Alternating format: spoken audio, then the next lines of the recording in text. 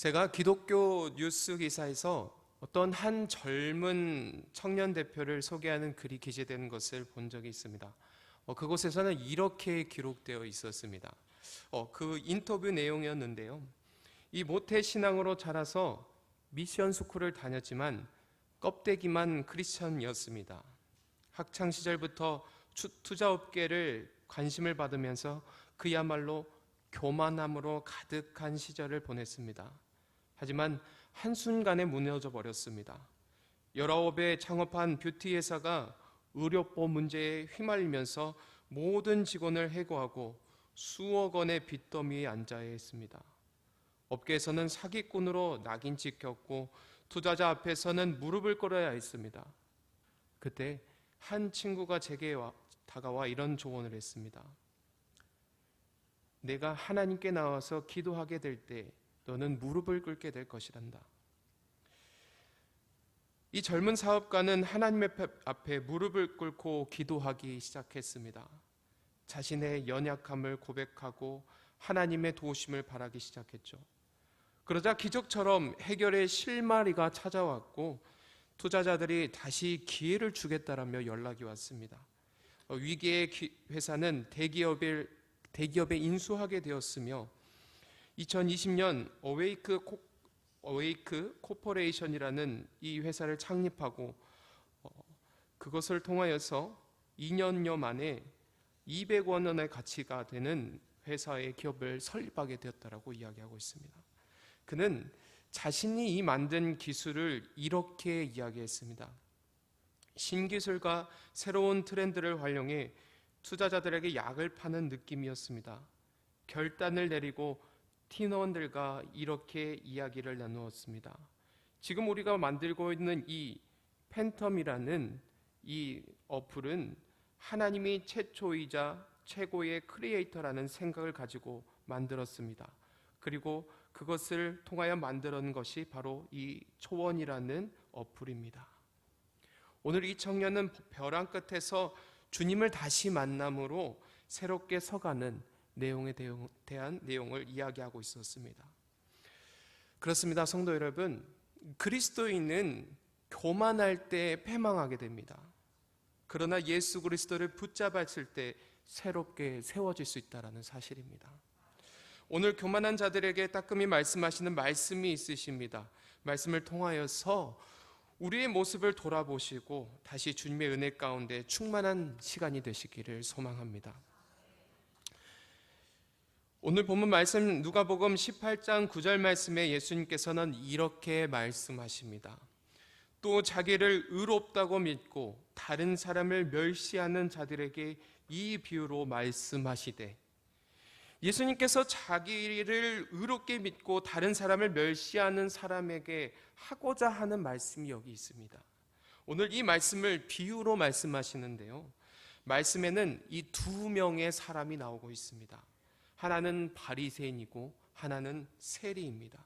그리고 이 두 명이 같은 시간대에 성전에 나와 기도하기 위해 나왔습니다. 먼저 성경에서 나오는 이 바리새인과 세리는 이러한 사람들이었습니다. 당시의 사람들이 바리새인이 지나가고 있을 때 그 바리새인을 보게 되었다면 어떤 생각을 했을까요? 이 바리새, 그러니까 그들의 명칭인 바리새라는 뜻은 분리된 자라는 뜻입니다. 이 바리새인은 다른 일반 사람들과 분리되어서 가장 종교적이고 경건한 사람들의 대명사였습니다. 그들은 세상 속에 살면서도 성경 말씀대로 거룩하고 구별된 삶을 살려고 노력한 사람들이었습니다. 반대로 세리는 어떤 사람입니까? 자국민의 세금을 걷어가지고 자신의 나라를 통치하는 로마에게 바치는 사람이었습니다. 쉽게 말해서 온 국민이 공인하는 죄인이었다는 것이죠. 그 어떤 사람을 만날지라도 죄인이라는 소리를 듣는 사람이었습니다. 이러한 유대인의 모습을 오늘날 우리의 모습을 한번 표현해 보겠습니다. 오늘 교회에 두 사람이 기도하러 나왔습니다. 한 사람은 자신이 정말 신실하다고 생각하는 사람입니다. 또 다른 한 사람은 자신은 정말 죄인이라고 생각하는 사람입니다. 이 두 사람이 나와서 한 사람은 이렇게 생각합니다. 남의 것을 빼앗지 않고 불의한 행동을 하지 않으며 간음하는 행동을 하지 않으며 일주일에 나는 2번씩이나 금식하고 월급의 10분의 1을 하나님께 드리는 교회에서 올바르게 살아가는 아주 신실한 사람이다. 반면 또 다른 사람은 반대에 남의 것을 빼앗던 경험이 있었던 사람입니다. 남의 볼 때 불의한 행동을 했던 사람이죠. 간음하였다거나 사람들에게는 손가락질 받는 소위 죄를 지은 사람입니다. 그런데 놀라운 사실은 예수님께서는 이 두 사람을 보시며 신실한 사람과 죄 지은 사람 중에 죄 지은 사람이 의롭다라고 말씀하고 계십니다. 그리고 오늘 그 죄인의 집에 거하시겠다라고 말씀하고 계신다는 사실이죠. 왜 예수님께서는 이토록 죄 많은 사람을 의롭다고 하시고 이 죄인의 집에 들어가셨을까요? 예수님께서는 그 이유를 오늘 본문 말씀 14절에 이렇게 말씀하고 계십니다. 우리 한번 같이 읽어보도록 하겠습니다. 자기를 높이는 자는 낮아지고 자기를 낮추는 자는 높아지리라. 네, 14절 말씀 다시 한번 읽어보겠습니다. 내가 너희에게 이르노니 이에 저 바리새인이 아니고 이 사람이 의롭다 하심을 받고 그의 집으로 내려갔느니라. 무릇 자기를 높이는 자는 낮아지고 자기를 낮추는 자는 높아지리라 하시니라. 아멘. 성도 여러분, 우리는 우물안 개구리라는 이야기를 잘 알고 있습니다. 우물 안에만 사는 개구리는 자신이 가장 지혜롭다라고 생각했습니다. 그래서 하늘이 넓으나 바다의 깊이를 우물만큼의 크기로 생각했습니다. 그리고 자신이 이 세상에서 제일 크다라고 생각했죠. 그런데 이러한 교만한 생각은 진정한 하늘의 넓이와 바다의 깊이를 알지 못하기 때문에 하는 말입니다. 만약 개구리가 진정한 크기와 깊이의 그 바다와 하늘을 알게 된다면 그 크기에 압도되어서 아마 납작 엎드리게 될 것입니다. 이처럼 하나님 앞에서 자신을 높이는 사람은 하나님을 진정으로 바라보지 못하는 사람입니다. 다른 말로 자신의 생각에 갇혀서 진정한 하나님을 만나지 못하게 되는 사람이라는 사실이죠. 또 하나님을 만나보지 못했기 때문에 자신의 죄가 얼마나 큰지 보지 못하는 사람입니다. 그렇기에 자신의 행위와 판단만 옳다고 이야기하죠. 이런 사람이 과연 하나님께 나와서 하나님, 내가 하나님을 만나기 위해 나왔습니다라고 했을 때 하나님의 음성을 옳게 받아들일 수 있을까요? 그럴 수 없습니다. 하나님의 뜻이 아닌 자신의 뜻대로 살아가는 사람이기 때문에 자기를 높이는 모습으로 자기의 뜻대로만 살아간다는 것이죠. 이렇게 자신을 높이는 사람의 모습은요, 자신의 죄를 보지 못하게 하는 가장 큰 원인이 됩니다. 반대로 자신을 죄인이라고 생각하는 사람은 하나님의 거룩하심에 자신은 너무나도 초라하고 죄로 죽을 수밖에 없는 존재라는 것을 깨닫게 됩니다. 하나님의 그 어떤 모습에서도, 그 말씀에서도 하나님의 거룩하심을 보게 된다는 사실입니다. 오늘 세리의 모습과 고백을 한번 보시기 바랍니다. 오늘 본문 말씀 13절 말씀입니다. 세리는 멀리 서서 감히 눈을 들어 하늘을 쳐다보지도 못하고 다만 가슴을 치며 이르되 하나님이여 불쌍히 여기소서 나는 죄인이로소이다 하였느니라. 자신은 죄인이라는 것에 너무나 부끄러웠고 하나님이 계신 곳을 쳐다보지도 못한다라고 말씀합니다. 가슴을 치며 죽을 죄인임을 고백하며 자신을 불쌍히 여겨달라고 간곡히 호소하고 있습니다. 그가 이처럼 하는 이유는 무엇입니까? 하나님 앞에 서 보니 자신은 너무나 큰 죄인임을 깨달았기 때문입니다. 자신이 죄인임을 생각하게 될 때에 진정한 하나님의 모습을 보게 된다는 사실입니다. 그 거룩하신 하나님의 모습을 보며 자신도 모르게 회개할 수밖에 없다는 사실을 깨달았다는 것이죠. 그렇다면 이러한 두 사람을 보며 예수님께서는 누가 더 죄인이라고 말씀하시겠을까요? 저는 어렸을 적에 서울에 세워진 건물을 볼 때 와, 세상에 어떻게 저렇게 높은 건물, 거대한 건물이 있지 하고 깜짝 놀랐었습니다. 그런데 비행기를 타고 하늘 높이 올라가서 이 서울에 세워진 건물을 다시 보게 되었을 때는 정말 너무나 작아서 개미와 같구나라는 생각을 하게 되었습니다. 예수님께서도 이 바리새인과 세리의 죄를 보실 때 이와 같았습니다. 거룩하신 예수님의 입장에서 바라본다면 그들의 죄의 차이는 아주 조금, 어떻게 보면 큰 개미와 작은 개미, 조금 더 작은 개미 정도의 아주 미비한 수준밖에 되지 않았다라는 것입니다.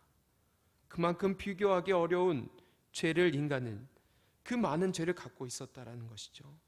결국 이 죄는 죽음으로 인도한다는 사실밖에 없다라는 것입니다. 그러나 이 두 죄인의 모습은 너무나도 상이하게 달랐습니다. 바리새인은 자신의 죄를 예수님께서는 다시 이미 다 알고 있다는 사실을 깨닫지 못하므로 자신의 자랑만 늘어놓고 하나님 앞에서 한없이 당당하기만 했습니다. 하지만 세리는 자신의 모습을 하나님께서 보고 계신다고 생각할 때 너무나 부끄러워했으며 자신의 죄로 인해서 통회하며 회개하고 있다는 사실입니다. 그렇게 예수님께서는 오늘 세리를 바라보시며 의인이라고 말씀하고 계십니다. 성도 여러분, 우리도 생각해 보아야 합니다. 우리 자신에 대해서는 우리가 너무나 관대하게 생각하고 있지는 않은지, 다른 사람의 죄는 찾고 있으면서 판단하고 정죄하고 있으면서 자신은 의롭다라고 생각하고 있지는 않는지,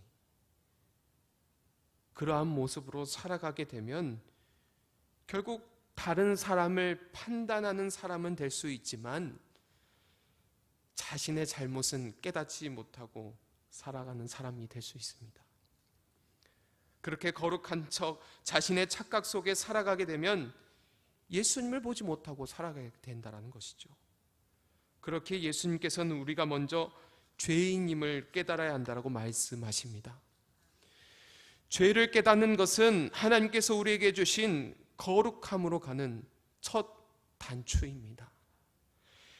행위로 우리가 거룩하여진 것이 아니라 진정 우리가 죄인임을 깨닫고 거룩하신 주님을 바라보며 나아갈 때 하나님께서는 우리에게도 동일한 은혜를 더하십니다. 그리고 자신의 죄인임을 깨달았을 때 우리가 진정으로 회개해야 한다는 사실입니다. 때로 우리는 착각합니다. 우리는 성경을 많이 읽기 때문에, 기도를 많이 하기 때문에, 봉사를 많이 하기 때문에 우리는 거룩해지고 있다고 착각합니다. 그러나 엄밀히 말하면 이러한 것들은 거룩과는 별개의 행동입니다. 중요한 사실은 어떤 것을 하느냐보다 그 내용이 중요하다는 사실입니다. 하나님의 부르심에 감사함으로 우리가 그분을 찾기에 갈급하고 그분을 알고 싶은 그 마음으로 성경을 읽는다거나, 내가 하나님 앞에 나오니 나의 죄악된 추악된 모습으로 인하여서 하나님께 눈물로 나의 죄를 씻어달라고 간곡히 기도할 때 하나님이 주신 그 한없이 크신 사랑으로 인해 내가 베풀지 않고는 가만히 있을 수 없는 마음이 들어서 하는 그 행위를 통하여서, 그렇게 우리는 어떤 것을 많이 하기보다 한 가지를 할지라도 내용이 담겨 있어야 합니다. 그러나 오늘 말씀에 나오는 바리새인은 자신의 성실함과 열심을 보며 거룩하다고 착각하고 있습니다. 그런데 이 착각은 생각보다 쉽게 깨지지 않습니다. 여러분, 완치가 어려운 병 중에 하나가 알코올 중독이라고 합니다. 일단 알코올에 중독되면 치유되는 것이 굉장히 어렵다고 합니다. 그런데 이토록 어려운 알코올 중독에서 빠져나오는 치유의 첫 번째 단계는 자신의 상태를 인정하는 것부터 시작한다고 합니다. 그렇게 나는 알코올 중독자가 맞다라고 인정하는 순간 그 치유의 시작이 일어난다는 겁니다. 있는 그대로 자기의 모습을 받아들이고 대면하고 수용하는 것이 치유의 시작이라는 것입니다. 반대로 자신의 상태를 부정하면 어떤 방법을 쓰더라도 치유는 일어나지 않는다라는 뜻입니다.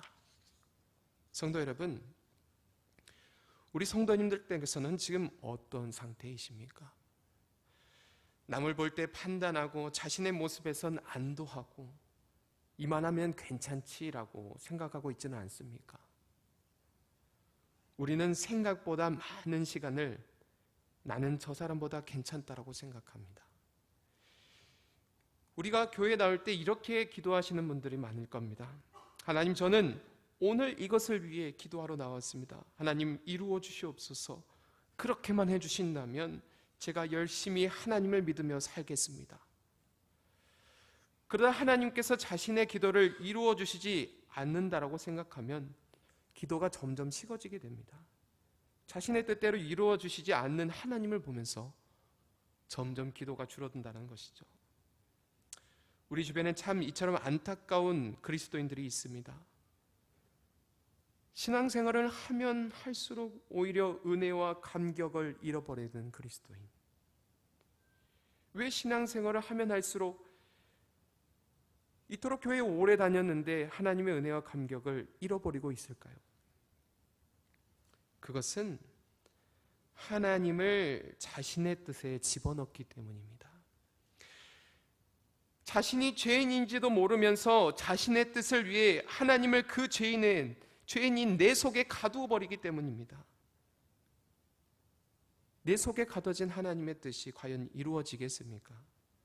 하나님을 인간의 그 작은 마음 속에 가둬두고 그 속에 있는 작은 성취를 위해 기도하는 것을 과연 하나님께서 이루시겠습니까? 우리는 우리의 기도 속에도 변화가 필요합니다. 우리의 마음에 오신 광활하고 넓으신 그 하나님의 뜻을 우리가 품을 수 있도록, 하나님의 뜻이 나를 통하여 이루어질 수 있도록 기도해야겠습니다. 그렇게 하기 위해서 우리는 하나님께 나아가는데 두렵고 떨림이 필요합니다. 많은 사람들이 예수님의 십자가 사건을 우리에게 값없이 주셨지만 이것이 값싼 은혜처럼 생각하는 사람들이 많이 있습니다. 우리가 죽게 될 수밖에 없는 그 죽음의 어둠에서 우리를 건지신 거룩하신 예수님의 핏값은 그 어떤 것보다도 값진 일입니다. 그렇다면 이제 우리가 하나님께 나아갈 때 조금은 더 두렵고 떨림으로 나아가야겠습니다. 그것은 죄인이 하나님께 나아가는데 그냥 대수롭지 않게 여기는 것이 아니라 내가 진정한 죄인임에도 불구하고 거룩하신 하나님께서 나를 받아주셨다라는 그 사랑의 은혜에 감화되고 감동되어서 그 은혜를 깨닫고 회개하는 자의 모습으로 나아가야 함을 뜻합니다. 또 우리가 두려움과 회개하는 마음으로 하나님 앞에 나아갈 때 그분의 말씀은 우리에게 찔림을 주시고 그 찔림은 우리의 죄를 깨닫게 합니다. 어느 목사님이 초등학교에 다니는 아들이 계속된 실수와 잘못을 하는 것을 보고 다시는 잘못하지 않겠다라고 하나님께 회개하라 라고 이야기했습니다. 그런데 아이가 이렇게 이야기합니다. 회개하면 뭐해? 또 죄 지을 건데.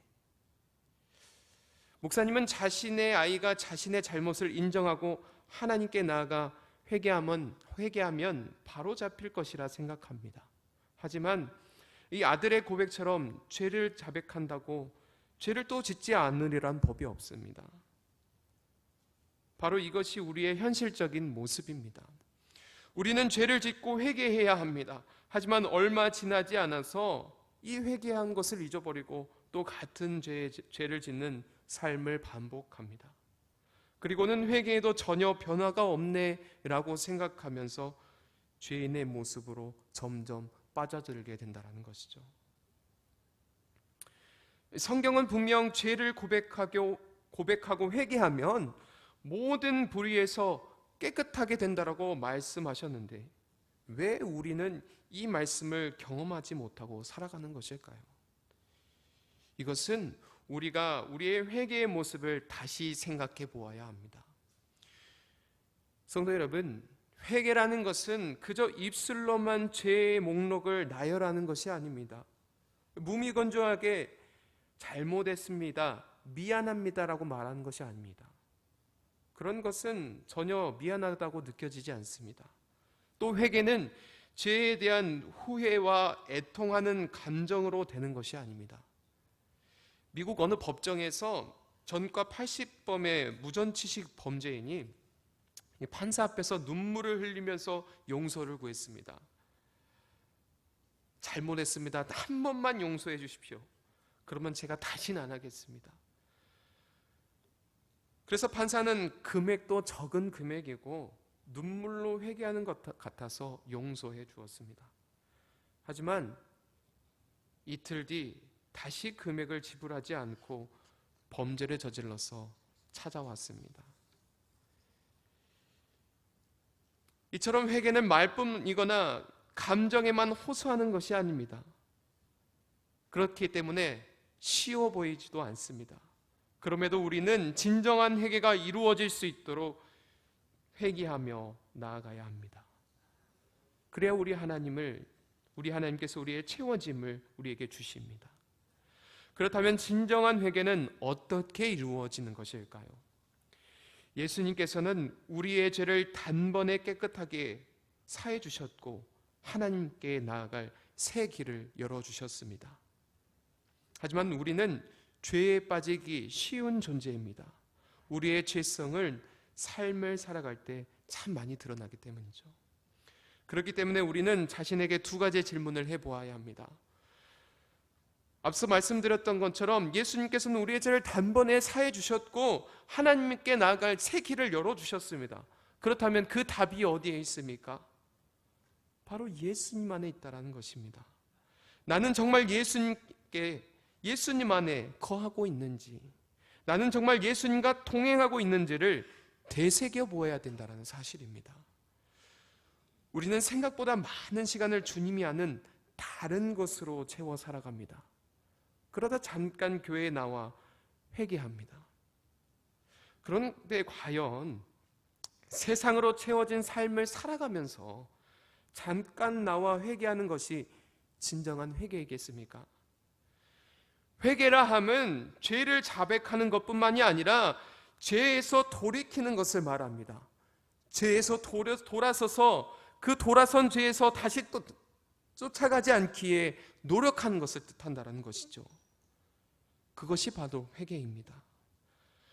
그렇게 진정한 회개는 의로우신 예수님을 바라보며 죄를 짓지 않기 위해 노력하는 것입니다.